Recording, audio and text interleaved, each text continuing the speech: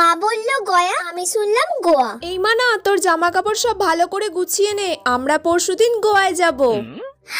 Wow, আমরা পরশুদিন গোয়ায় যাব। মা, খুব মজা হবে তাহলে, সবাই মিলে আমরা গোয়ায় যাব।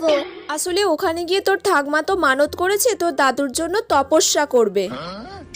ঠাকমা দাদুর জন্য তপস্যা করতে গোয়া যাবে? মাথাটা তো খারাপ হয়ে গেল নাকি? তোর যা জামা কাপড় আছে সব গুছিয়ে নে। ও মা, আমার সব গোছানো কমপ্লিট। বাবা, গোছানো হয়ে গেল এক্ষুনি? কি কি জামা কাপড় নিলি? 3টে ওয়ান পিস নিয়েছি, 2টো শর্টস নিয়েছি, ব্যাস এইগুলোই নিয়েছি। এই মেয়েটার কি মাথাটা তা খারাপ হয়ে গেছে নাকি? ও গয়ায় যাবে, গয়ায় গিয়ে শর্টস পরবে, ওয়ান পিস পরবে? এইসব জামা কাপড় তুই কেন নিয়েছিস? গয়াতে গিয়ে তুই শর্টস পরবি, ওয়ান পিস পরবি? তোর মাথাটা তা খারাপ হয়ে গেছে নাকি? গয়া?